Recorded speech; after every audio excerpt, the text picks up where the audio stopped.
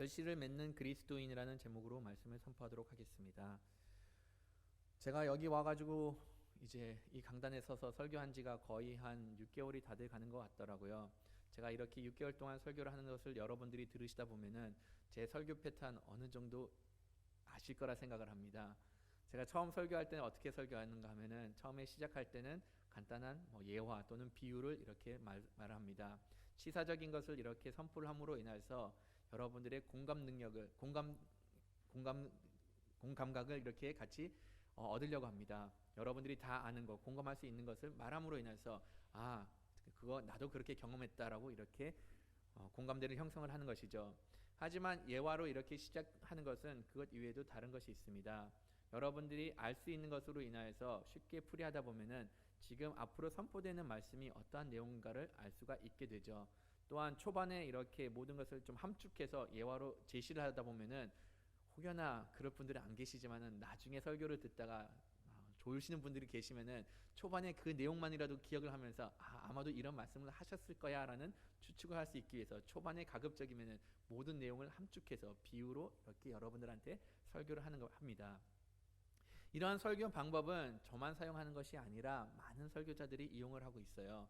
이유는 무엇이냐? 초반에 이렇게 비유를 말로 하면은 사람들이 집중을 하고 그런 다음에 사람들의 시선을 이렇게 끌 수 있기 때문입니다. 예수님 역시 마찬가지로 이러한 비유를 사용하면서 말씀을 선포했습니다. 비유를 얼만큼 많이 사용했는 것인가? 신약 성경에는 거의 48회나 이렇게 기록이 되어 있습니다. 비유라는 단어가 48회 동안 기록이 되어 있고 예수님께서 거의 모두 다 비유로 말씀하신 것이 쭉 나와 있다는 것이죠. 비유라는 것은 원어로 보시면은 파라볼레라는 이런 단어입니다. 파라볼레는 무엇이냐? 곁에 나란히 던지다.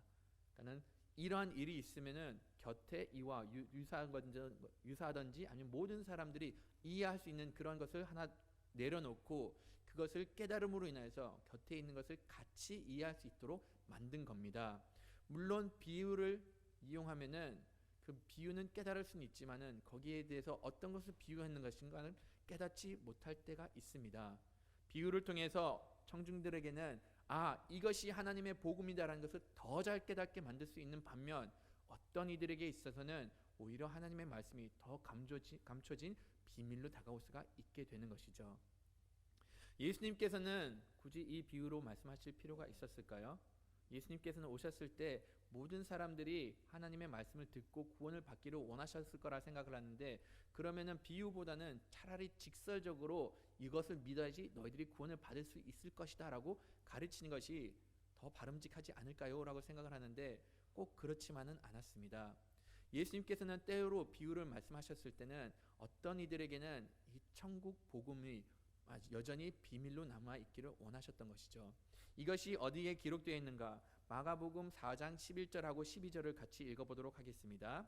이르시되 하나님의 나라가 비밀을 너희에게 주었으니 외인에게는 모든 것을 비유로 하나니 이는 그들로 보기는 보아도 알지 못하며 듣기는 들어도 깨닫지 못하여 돌이켜 죄사함을 하시고 이 말씀을 보시면은 좀 마음이 무거울 수가 있어요. 여러분들도 아마 이 말씀 보시면 이거 좀 어떻게 봐야 되나라는 생각이 들 수가 있습니다. 그 이유는 예수님께서 비유를 말씀하셨던 이유를 여기서 설명을 해 주시죠. 비유로 말씀하신 이유는 어떤 이들에게는 하나님의 나라를 주어졌지만은 주어지지 않는 이들이 있기 때문에 비유로 말씀하셨다라고 말씀하십니다. 그것뿐만이 아니라 12절을 보시면은 더욱 마음을 무겁게 하는 것이 있는데 듣기는 들어도 깨닫지 못하게 하여 돌이켜 죄 사함을 얻지 못하게 하려 함이라 하시고라고 기록이 되어 있습니다. 예수님께서는 이 땅에 오셨을 때 예수님께서는 모든 사람들을 구원에 이른 것이 예수님의 사명이 아니었을까, 사역이 아니었을까라고 우리는 알고 있습니다. 그런데 만약 이렇게 말씀을 보면은 마치 예수님께서는 특정 인물만 구원하기를 원하시고 어떠한 사람들은 구원에 아예 도달하지 못하게 원하신 것처럼 받아들여질 수도 있습니다. 하지만 이렇게 말씀하신 것은 예수님께서 특정 인물들을 배제시키기 위해서 말씀하신 것은 절대로 아닙니다. 말씀을 보시면은 이 말씀을 들었을 때, 이 비유를 말씀하셨을 때는 두 가지 부류가 있었습니다. 10절에도 이렇게 잠깐 나와 있듯이 이르시되 외인들이 있었던 것이죠. 많은 무리들이 예수님 앞에 나왔습니다. 1절을 보시면 많은 무리들이 예수님 앞에 나왔는데 예수님을 따르고자 하는 무리들이 있었는가 하면은 그냥 외인들, 남처럼 와가지고 예수님께서 단지 하시는 이적에 관심이 있어서 나오는 무리들도 있었던 겁니다. 이러한 무리들의 행동의 차이가 10절에서 잘 기록이 되어 있는데 다 같이 4장 10절 한번 읽어보도록 하겠습니다. 예수께서 홀로 계실 때에 함께한 사람들이 12제자와 더불어 그 비유에 들으니, 예수님께서는 비유로 말씀을 하셨습니다. 이 비유는 모든 사람들이 그때 당시 공감할 수 있었던 아주 쉬운 비유였습니다. 이때 당시 어떻게 벼를 심고 어떻게 추수할 수 있는가를 알려주었던 것이었죠. 그런데 이러한 모든 사람들이 아는데도 불구하고 이 비유가 무엇을 뜻하는지를 궁금하게 여겼던 사람들은 일부분밖에 되지 않음을 10절에서 잘 나타내고 있습니다. 사람들은 다 들었지만은 어떤 이들은 말씀이 가르쳐진 이후에는 그냥 떠나는 모습을 보였고, 어떤 이들은 끝까지 남아가지고 예수님, 이 비유의 뜻이 무엇인가요? 라고 물어봤던 사람들이 있었던 것이죠. 그래서 예수님께서는 이렇게 비유를 가르치신 이후에 말씀하셨던 것이 귀 있는 자들은 들으라라고 말씀하신 겁니다. 모든 사람들이 다 들을 수는 있습니다. 하지만 모든 사람들이 다 깨닫지는 않죠. 깨닫지를 못하면은 내가 깨닫기 위해서 노력을 해야 되고, 하나님, 예수님, 이 말씀의 가르침이 무엇인가를 또다시 물어보고 말씀에 대한 궁금한 모습을 보여야 되는 것이죠. 하지만 안타깝게도 어떤 이들은 그냥 그 자리에서 떠나는 모습을 보였습니다. 하나님께서는 여러분들한테 이미 구원을 허락해 주셨습니다. 모든 사람들이 구원을 받고 천국 시민이 될 수 있도록 구원의 길을 열어주셨습니다. 그리고 이 구원을 받을 수 있는 방법 역시 지극히 단순합니다. 우리가 예수님이 하나님의 아들이라는 것을 믿으면 되는 것입니다. 예수님께서 여러분들이 우리들의 죄를 위해서 십자가에 못 박혀 죽으셨던 것을 믿으면 되는 것입니다. 이것을 믿으면은 우리는 하나님의 백성이 되는 것이고 영원한 생명을 누릴 수가 있는 것이죠. 어렵지 않죠. 이것이 그러나 큰 비밀로 다가오는 사람들이 있고, 이것이 끝까지 이해가 되지 않는 사람들이 있습니다. 솔직히 이런 것들 이해가지는 않습니다. 이런 가운데 성령님의 역사가 임해야 되는 것이고, 이런 가운데 우리가 하나님을 알고자 하는 노력이 있어야 하는 것이죠. 제자들은 비유를 깨닫지 못했을 때, 천국 비밀을 깨닫지 못했을 때 다시금 예수님께 나와서 예수님, 이 비유가 무엇을 뜻하고 있습니까? 라고 물어봤습니다. 예수님의 제자들은 우리들과 되게 비슷한 것 같아요. 어떤 부분에서 많이 비슷한가?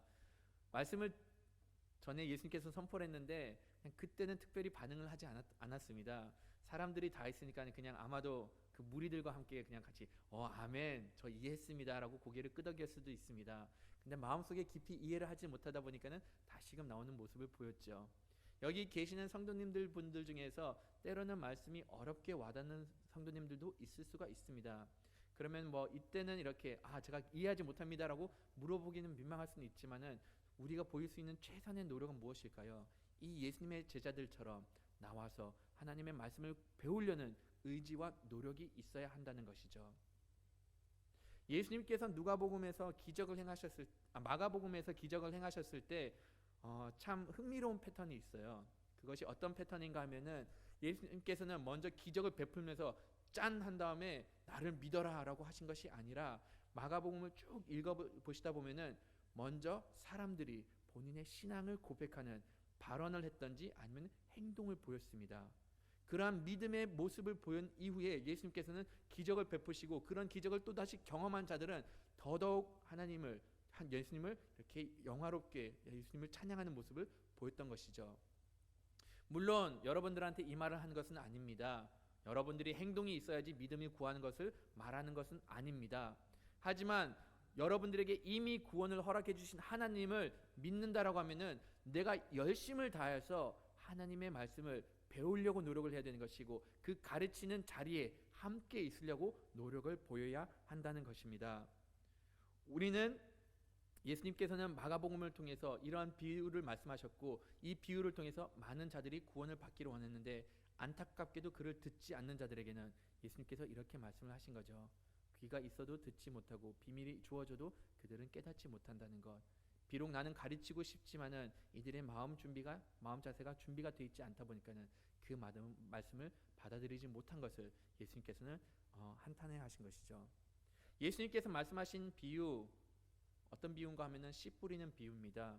지금 우리가 이 씨 뿌리는 비유를 봤을 땐 조금 이해가 가지 않는 부분들이 있는데 이때 당시 중동에 살았던 사람들은 이 비유를 들었을 때는 너무나도 쉽게 이해를 했습니다. 우리는 벼농사를 할 때 주로 어떻게 하나요?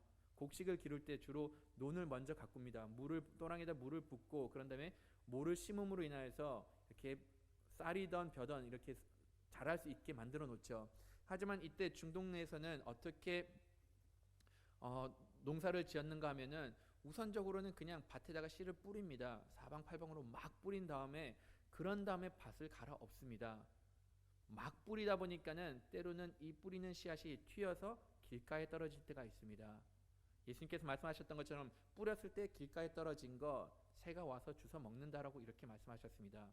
열심히 뿌렸는데 어떤 씨들은 떨어져 가지고 자갈밭, 돌밭 위에 이렇게 떨어진다라고 말씀하십니다. 이 돌밭은 흙이 깊지가 않다 보니까는 뿌리를 내리지 못하고 잠시 자랐다가 시들어져 버린다고 예수님께서 말씀하셨죠.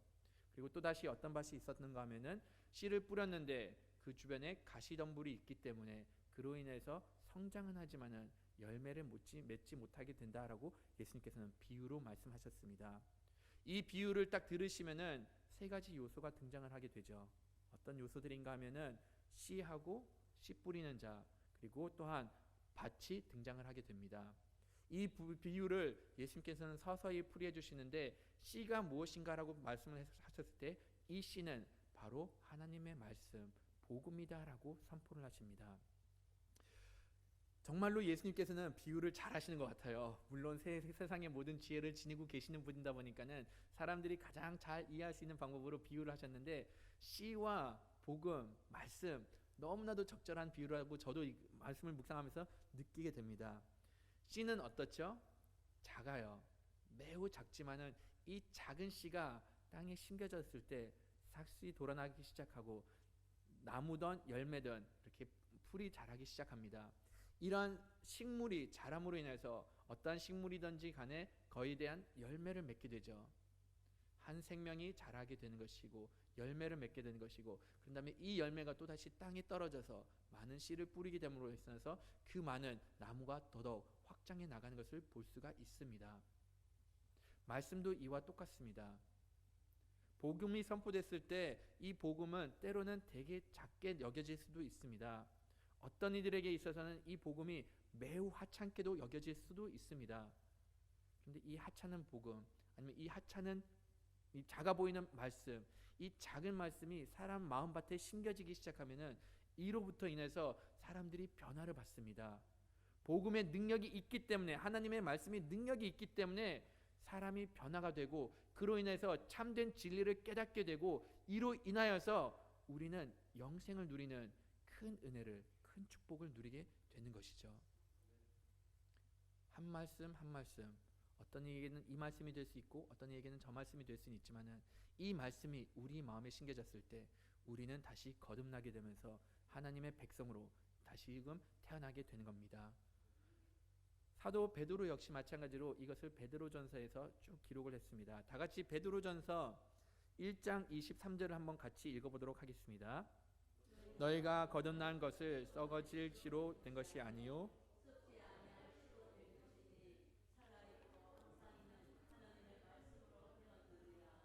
아멘. 사도 베드로가 아마도 예수님의 가르침에 큰 은혜를 받았던 것 같아요. 그래가지고 이 비유를 놓고 나서 본인은 이렇게 본인의 서신서에 기록을 했던 겁니다. 여러분들은 거듭났죠. 여러분들은 우리가 이제 하나님의 자녀가 되었습니다. 근데 어떻게 해서 이 하나님의 자녀가 되어 있는 거 여러분들은 아셔야 되는 것은 여러분들 마음속에 작은 씨앗이 심어져 있기 때문에 거듭났습니다라고 설명을 해줍니다. 이 씨앗은 썩지 않는 씨앗입니다 라고 이야기를 해주고 이 씨앗이 여러분들의 마음에 심어졌으니까는 거듭났다고 하는데 이 씨앗은 바로 하나님의 말씀이다라고 베드로전서에서 이렇게 선포를 한 겁니다. 하나님의 말씀이 여러분들의 마음밭에 심겨졌을 때 이렇게 많은 열매를 맺고 여러분들이 주님 안에서 다시 거듭날 수 있게 되었던 것이죠. 예수님께서는 이 씨가 여러분들의 마음에 심어진 것이 중요하다라고 말씀을 하시면서 또한 이렇게 말씀을 하십니다. 이 씨를 뿌리기 위해서는 씨 뿌리는 자가 있어야 된다라고 말씀하십니다. 씨 뿌리는 자가 열심히 씨를 뿌렸기 때문에 하나님의 말씀을 선포했기 때문에 이런 가운데서 식물이 자라게 되는 것이고 이런 가운데서 열매를 맺을 수 있게 됐다고 설명을 해주십니다. 말씀 가운데 이 비유 가운데 씨 뿌리는 자는 예수님입니다. 예수님께서 많은 사람들 앞에 천국의 복음을 선포하셨고 많은 사람들이 하나님 앞에 나오기를 원하셔서 하나님의 비밀을 이렇게 이 듣는 제자들에게 청중들에게 풀이를 해 주셨던 것이죠. 근데 예수님께서는 이 말씀을 선포하신 이후에 본인의 사역이 다 끝나신 이후에 하늘로 승천하셨습니다. 그러면은 이 씨 뿌리는 자의 역할은 사명은 누구에게 주어질까요? 다름 아닌 그들의 제자들입니다. 다름 아닌 여러분들에게 이 사명이 주어지게 된다는 것이죠. 여러분들이 하나님을 믿고 하나님을 따른다라고 하면은 내가 하나님의 제자라고 말씀을 하시면은 나는 하나님의 말씀을 전하고 씨를 뿌려야 되는 그 역할을 감당해야 된다라고 예수님께서는 말씀하신 겁니다. 씨 뿌리는 일 정말로 어렵습니다. 여러분들도 아시다시피 우리가 열심히 씨를 뿌리는데 때로는 우리가 뿌리는 씨가 말씀에 나와 있듯이 가시밭에 떨어질 수도 있고 돌밭에 떨어질 수 있고 길가에 떨어질 수 있어가지고 열매를 맺지 않는 것을 우리가 보기 때문에 씨 뿌리는 것이 얼마나 힘들고 열매를 맺게 하는 것이 얼마나 힘든가를 여러분들도 이미 잘 알고 계십니다. 그런데도 불구하고 하나님께서는 요구하신 것이 우리가 꾸준히 씨를 뿌리기를 원하고 계십니다. 이 씨를 뿌렸을 때 비록 좋지 못한 밭에 떨어지는 경우도 있지만은 씨를 뿌렸을 때 열심히 씨를 뿌리다 보면은 그러한 가운데 좋은 밭에 떨어지는 씨도 있기 때문입니다. 이 좋은 밭에 씨가 떨어지면은 말씀에 나와 있듯이 30배, 60배, 100배의 결실을 맺을 수 있다는 겁니다. 비록 비효율적으로 보일 수는 있습니다. 내가 지금 나가서 전도한들 누가 듣겠는가? 지금 나가서 전도하는 것이 누가 이런 식으로 전도를 하는가라고 생각을 할 수 있지만은 이런 가운데 전도를 하다 보면은 그런 가운데서 마음이 움직이고 성령께서 역사를 하시고 그런 가운데 좋은 밭에 떨어지는 씨가 있기 때문에 우리는 이 씨 뿌리는 역할을 감당해 나가야 한다는 것이죠. 씨를 뿌렸을 때 떨어지는 마음밭, 이것이 또한 중요하다라고 예수님께서는 말씀하십니다. 밭이 예수님께서는 하신 말씀이 우리의 마음이라고 설명을 하고 계십니다. 여러분들이 하나님의 말씀을 들었을 때 가장 중요한 것은 무엇이냐? 여러분들이 어떠한 마음을 갖고 있는가가 정말로 중요합니다. 어떤 이들은 하나님의 말씀을 들었는데도 불구하고 온전한 마음밭을 갖고 있지 않음으로 인하여서 하나님의 말씀을 때로는 왜곡되게 듣는 사람들도 있습니다. 하지만 거기에 비해서 정말로 아름다운 마음으로 하나님의 말씀을 들으면은 이것이 내가 회개해야 되는 말씀이구나, 내가 이것을 수용해야 되는 말씀이구나 함으로 인하여서 변화를 받고 그 말씀대로 살아가는 주님의 자녀들이 있다는 것이죠. 간단한 예로 여러분들한테 말씀을 드리면은 만약 제가 여기서 여러분들한테 여러분 믿는 자로서는 열심히 구제를 해야 됩니다, 이웃을 도와야 됩니다 라고 이렇게 말씀을 선포합니다.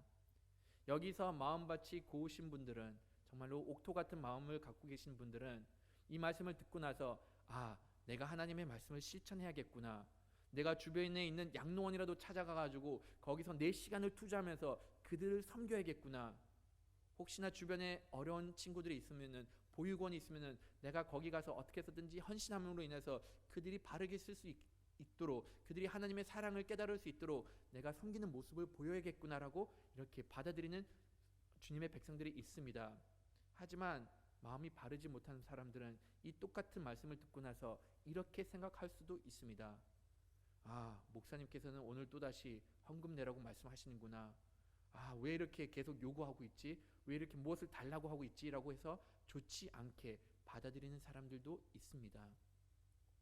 이것은 전하는 사람이 조심해야 되는 부분들도 있지만은 다른 한편으로서는 말씀을 받아들이는 성도들이 어떠한 마음밭을 갖고 있는가에 의해서 말씀을 해석하는 것이, 말씀을 받아들이는 것이 하늘과 땅처럼 이렇게 갈라질 수가 있다는 것입니다.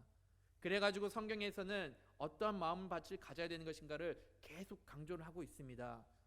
구약 성경을 쭉 보시든지 신약 성경을 쭉 보시든지 마음의 중요성은 어디든지 다 기록이 되어 있죠. 그 중에서 잠언 말씀을 보시면은 마음에 대해서 잘 기록이 되어 있는데 4장 23절하고 그 다음에 22장 17절을 같이 한번 읽어보도록 하겠습니다. 모든 지킬 만한 것 중에 마음을 지키라. 생명의 근원이 이에서 남이니라. 너는 귀를 기울여 지혜 있는 자의 말씀을 들으며 내 지식의 마음을 둘지어다. 아멘. 말씀에는 이렇게 기록이 되어 있습니다. 여러분들이 우리가 우리의 마음을 지키는 것이 얼마나 중요하냐. 마음을 지킴으로 인하여서 천국의 비밀을 깨닫게 되고 이로 인해서 우리가 영원한 생명을 누리게 된다라고 선포를 하십니다. 하나님께서는 우리가 마음이 바르지 못하면은 생명의 근원을 깨닫지 못할 것이다라고 말씀하고 그만큼 마음을 지키는 것이 중요하다라고 말씀을 해주십니다. 그러면 우리가 마음을 지킬 수 있는 방법은 방법은 무엇인가 하면은 이렇게 17절에 기록이 되어 있는데 너는 귀를 기울여 지혜 있는 자의 말씀을 들으며라고 이렇게 기록되어 있습니다. 우리가 하나님의 말씀에 귀를 기울여야 됩니다. 지금 우리가 살고 있는 시대는 워낙 미디어가 발달되어 있다 보니까는 우리가 우리의 귀를 통해서 온갖 잡다한 것을 다 들을 수가 있습니다. 세상의 모든 불순물을 미디어를 통해서 보고 듣게 되는데 하나님께서는 요구하신 것이 우리의 귀를 지키고 우리의 귀가 들어야 되는 것은 하나님의 지혜의 말씀을 들어야 한다라고 이렇게 말씀을 하십니다. 하나님의 말씀을 들을 때, 하나님의 말씀을 보고 배울 때 우리가 세상의 그 잡다한 것을 우리의 마음으로부터 차단을 하게 되면은 그러한 가운데 우리의 마음은 하나님의 뜻을 깨닫게 되는 것입니다. 그리고 이 마음을 깨달았을 때 우리의 마음은 하나님께 있게 되는 것이죠. 마음이 바라야지, 옳은 것을 들어야지 우리가 더 하나님의 천국의 비밀을 깨닫게 되는 겁니다. 이 가운데 만약 마음이 바르지 못하면은 오늘 설교들 들었을 때 아마 이런 생각을 하실 겁니다. 아, 목사님은 왜 그렇게 쓸데없는 농경 별 재배하는 것만 이렇게 설명해주고 계시지? 왜 곡식 심는 것만 이렇게 가르쳐주고 계시지?라고 생각을 할 수도 있습니다. 하지만 마음이 온전히 주님께 향한 자들에게 있어서는 지금 우리가 마음을 지켜야 되는구나를 깨닫게 되는 것이죠. 예수님께서는 마음에 있어서는 어떤 여러 가지 말씀이 있다는 것을 알려주십니다. 여러 가지 마음이 있음을 알려주고 있는데 다 같이 4장 15절을 먼저 한번 읽어보도록 하겠습니다. 4장 15절 한번 읽어보겠습니다. 말씀은 길가에 뿌려졌다는 것은 이들이 가리킴이니 곧 말씀을 들었을 때 그들에게 뿌려진 말씀을 빼앗을 것이요. 예수님께서는 이렇게 말씀하십니다. 여러 가지 마음밭이 있는데 어떤 마음밭은 길가와 같은 마음밭이 있다라고 말씀하십니다. 하나님의 말씀이 뿌려졌을 때 이 말씀이 우리 마음에 심겨졌을 때 이 말씀은 우리 삶 가운데서 성장을 해 나가게 되는 것이고 그리고 더 나아가서는 우리가 이 말씀대로 삶으로 인해서 많은 열매를 맺을 수 있다라고 설명을 해주셨습니다. 그런데 길가에 뿌려진 씨앗은 어떻게 되는가 하면은 뿌려졌을 때 워낙 그 길이 굳어 있어서 딱딱해가지고 그 말씀이 마음속으로 들어가지 못하게 된다라고 말씀을 하십니다. 그러다 보니까는 새들이 와서 복음을 이렇게 가져가는 것을 예수님께서는 설명을 해주고 계십니다. 어떤 성도들은 때로는 몇몇 성도들은 마음밭이 너무나도 굳어 있기 때문에 자신의 생각이 너무나도 강하기 때문에 하나님께서 무엇을 말씀하셔도 이것을 아예 받아들이지 않으려는 사람들이 있습니다. 자기의 생각과 자기의 고집이 너무나도 강하다 보니까는 아무리 말씀이 선포되는 가운데 다른 생각으로 나가고 말씀이 선포되는 가운데 이것을 자기가 원하는 뜻대로 해석을 하는 자들이 있다는 것이죠. 마음이 굳으면은 하나님께서 행하시는 것을 바라보지 못하고 더더욱 나가서는 하나님의 천국의 비밀을 깨닫지 못하게 됩니다. 하나님께서는 이러한 사람들을 이미 한번 표현하신 적이 있습니다. 구약에서 이렇게 표현을 하셨는데 이스라엘 백성들한테 이렇게 표현을 하신 거죠. 목이 뻣뻣한 뻣뻣한 사람으로서 이스라엘 백성을 표현했습니다. 마음이 굳었고 목이 뻣뻣해서 더 이상 하나님의 말씀을, 하나님의 일하심을 바라보지를 못한 것을 두고 하나님께서 이미 선포하신 적이 있습니다. 다 같이 출애굽기 32장 9절하고 10절 말씀을 한번 읽어보도록 하겠습니다. 여호와께서 또 모세에게 이르시되 내가 이 백성을 보니 목이 뻣뻣한 백성이로다. 그런즉 내가 하는 대로 두라. 내가 그들에게 진노하여 그들을 진멸하고 너를 큰 나라가 되게 하리라.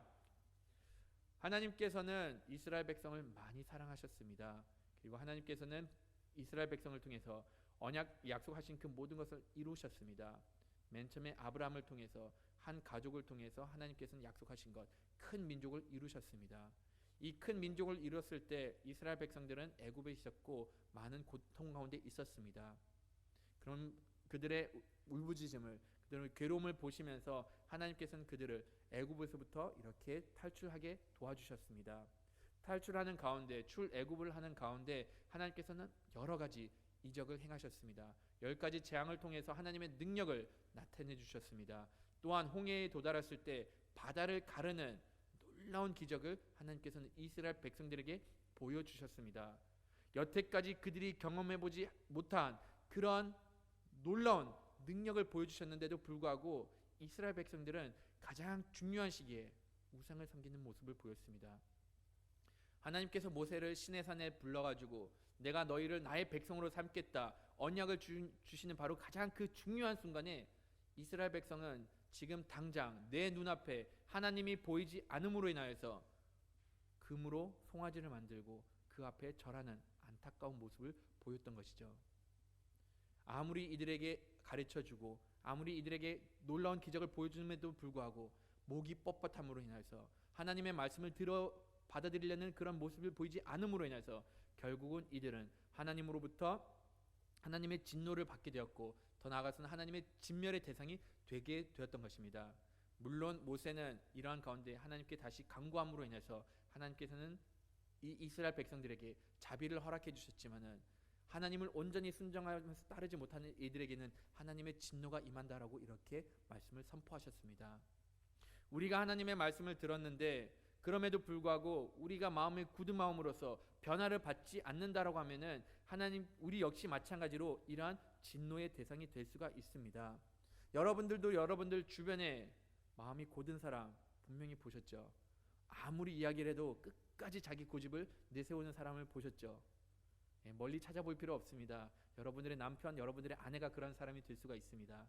그런 고집 불통의 사람을 여러분들이 접하게 되면은 어떤가요? 그냥 속이 타들어가고 어떻게 해서든지 그냥 한번 이렇게 그냥 꿀밤이라도 한번 날리고 싶은데 그럴 수는 없다 보니까는 마음이 그냥 타들어갑니다. 하지만 이것이 하나님의 마음이라는 것이죠. 여러분들한테 아무리 복음을 선포해도 바뀌지 않으면은 하나님의 진노가 임할 수가 있다는 것입니다. 더 나아가서는 하나님의 심판이 임할 수가 있다는 것이죠. 하나님의 말씀을 끝까지 받아들이지 않는 사람들, 이러한 사람들 가운데서는 생명이 돋아나지 않고 더 나아가서는 열매를 맺지 못합니다. 길가 이외에도 다른 밭이 하나 등장을 합니다. 다 같이 16절하고 17절 한번 읽어보도록 하겠습니다. 같이.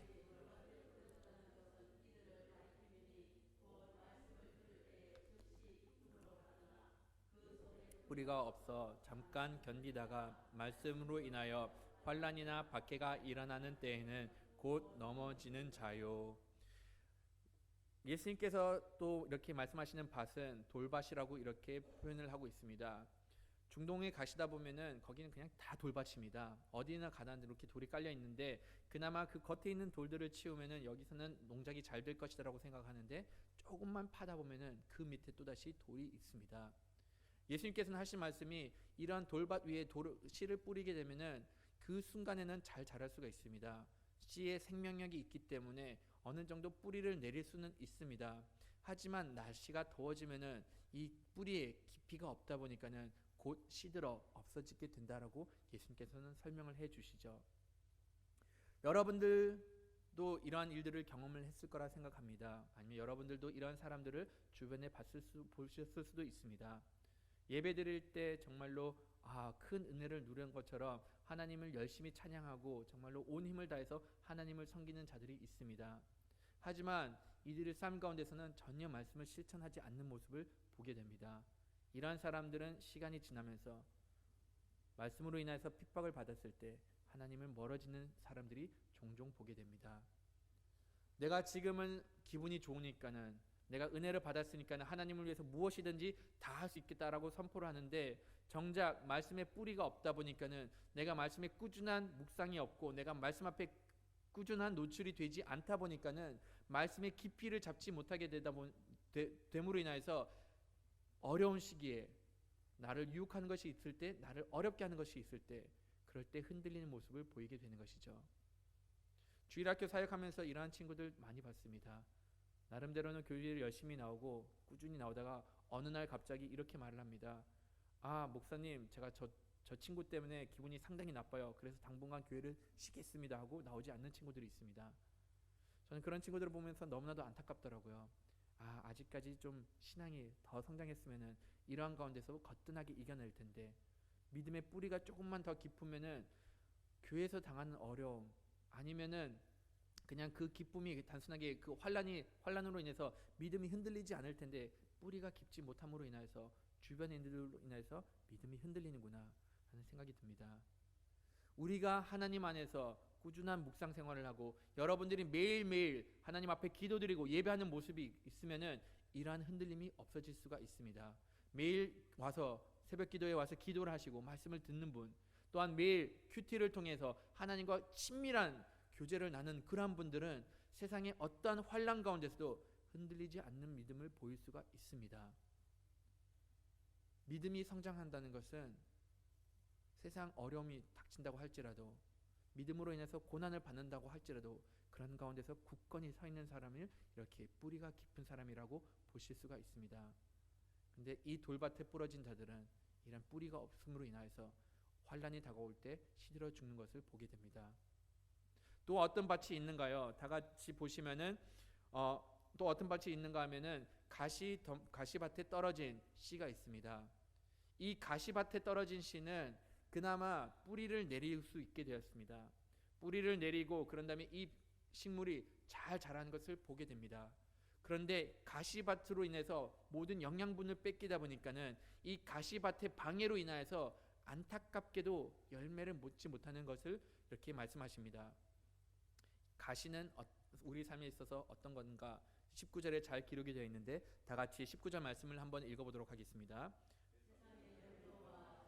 유혹과 기타 욕심이 들어와 말씀을 막아 결실하지 못하게 하는 자요.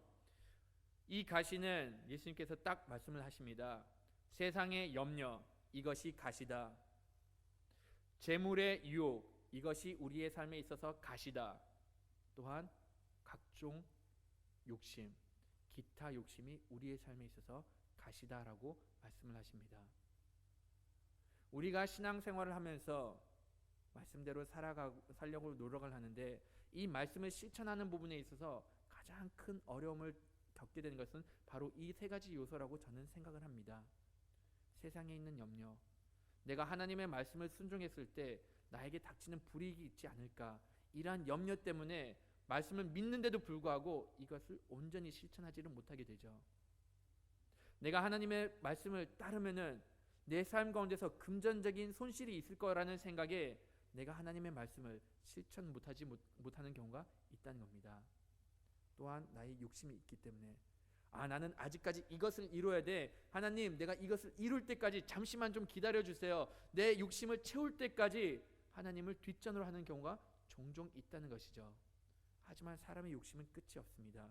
내가 어느 정도 거두어 들었다라고 하면은 더 많은 것을 거둘기 위해서 또다시 그 욕심을 위해서 내 삶을 이렇게 살아가는 경우가 많이 있다는 것이죠. 욕심이 있으면은 하나님의 말씀 역시 실천해 나가지를 못합니다. 비록 뿌리는 맺히고 비록 그리스도인으로 이렇게 내가 말을 하지만은 그러한 가운데 열매를 맺지 못하고 하나님께서 보시기에 기뻐하는 삶을 살지를 못하게 된다라고 예수님께서는 설명을 해주고 계십니다. 마지막으로 등장하는 밭은 좋은 밭입니다. 이 좋은 밭에는 씨 하나가 뿌려졌을 때 작은 말씀이 심겨졌을 때 여기서는 어마어마한 열매를 맺게 됩니다. 좋은 밭에 씨가 뿌려졌을 때 뿌리를 내리게 되고 생물이 자라게 되고 거기에 대해서 30배, 60배 그리고 100배의 결실을 맺게 됩니다. 이것이 하나님의 나라의 비밀이자 복음입니다. 하나님께서는 여러분들한테 믿음, 작은 믿음을 허락해 주셨지만 여러분들이 이 하나님의 말씀을 붙들고 나갔을 때 내가 하나님을 위해서 살겠다라고 마음을 먹고 헌신된 모습을 보였을 때 하나님께서는 우리가 상상할 수 없는 그 이상의 것들로 우리의 삶을 다시 보답해 주신 것을 경험을 할 수가 있게 됩니다. 비록 작은 말씀이지만 내가 이 말씀을 순종했을 때 내 마음 가운데는 평안을 누리게 됩니다. 내가 말씀을 순종함으로 인하여서 지금 내가 이 순간 하나님으로부터 보호를 받고 있구나를 깨닫게 됩니다. 말씀을 순종함으로 인하여서 하나님께서는 나의 공허함을 채워주시고 나의 필요를 채워주시는 것을 경험을 하게 됩니다. 작은 것을 심겨졌지만 실천해 나갔을 때 상상 이상의 열매를 맺게 해주시는 분이 바로 우리가 믿고 따르는 하나님입니다. 세상은 그보다 많이 야박해요. 제가 예전에 사회생활 했을 때 어떤 주변 사람이 이렇게 하는 말을 들었습니다. 올해는 정말 대박이 난 한 해였어. 하는 것마다 다 따블이야 라고 이렇게 말을 하더라고요. 저는 그 말을 솔직히 이해를 못했거든요. 그래서 제가 물어봤죠.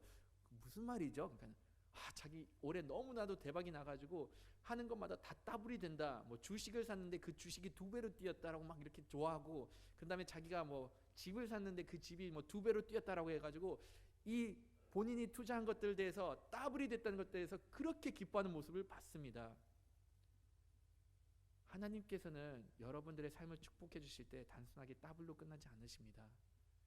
말씀을 보시면은 하나님께서 여러분들이 하나님의 말씀을 순종해 나갈 때 최소한 30배의 결실을 맺게 한다고 말씀을 하십니다. 여러분들이 100을 투자하시면 거기에 대해서 3000배를 돌려주십니다. 100을 투자하시면 6000이라는 어마어마한 숫자를 돌려주시고 100을 투자하셔서는 때로는 하나님께서는 만을 돌려주시는 분이 바로 우리가 믿고 의지하는 하나님이라는 겁니다. 좋은 밭에 말씀이 심겨지고 이 말씀을 순종하면서 거기에 대한 열매를 맺었을 때는 하나님께서는 이렇게 놀라운 일들을 행하신다라고 약속을 하셨습니다. 우리는 그러면 당연하게 좋은 밭을 가져야 되는 것이 너무나도 당연하다고 여겨집니다. 그러나 때로는 아직까지 우리가 준비가 되지 못해서 좋은 밭을 갖지 못하는 분들이 계십니다. 몇몇 성도님들 중에서는 아직까지 본인 자신을 돌아봤을 때 나는 아직 길가구나, 나는 아직 돌밭이구나, 나는 아직 가시덤불에 이렇게 심겨져 있구나 라고 깨달은 분들도 계십니다. 그러나 낙심하실 필요는 없어요. 우리 마음밭은 가꾸기 나름입니다. 여러분들이 하나님의 말씀을 계속 듣기를 원하시고 하나님의 가르침을 사모하시고 이 천국의 비밀을 알기를 원하는 노력이 있으시면은 예수님께서는 언제든지 친절하게 와서 이 복음의 비밀을 깨닫게 해주십니다. 성령님을 통해서 여러분들의 마음을 움직이실 것이고 여러분들의 밭을 다시 갈아엎어가지고 좋은 밭이 될 수 있도록 이렇게 돌봐주시는 분이 바로 우리가 믿고 있는 하나님이라는 것이죠. 여기 계시는 분들 중에서 좋은 밭을 가지고 계시는 분들도 성도님들도 있을 거라 믿습니다. 우리가 좋은 밭을 갖고 있다고 해서 너무 이렇게 교만하진 않았으면 좋겠습니다. 우리가 만약 이 밭을 가꾸지 않으면은 이 밭 가운데서 잡초가 드러날 수가 있습니다. 가시덤불이 자라날 수가 있습니다. 가꾸지 않다 보면은 돌들이 굴러올 수 있고 가꾸지 않다 보면은 이 밭마저도 굳어버릴 수가 있습니다. 우리가 하나님을 따르는 자녀이고 하나님의 믿는 백성이라고 하면은 우리 역시 마찬가지로 끊임없이 우리의 마음밭을 관리해야 됩니다. 우리가 좋은 밭을 유지해 나갔을 때 이러한 가운데 하나님의 말씀이 심겨지는 것이고 이 말씀에 뿌리가 생기고 생명이 생기고 더 나아가서는 많은 열매를 맺게 됩니다. 주님 안에서 풍성한 열매를 맺는 주님의 백성이 되기를 간절히 바라겠습니다. 이 시간 다 같이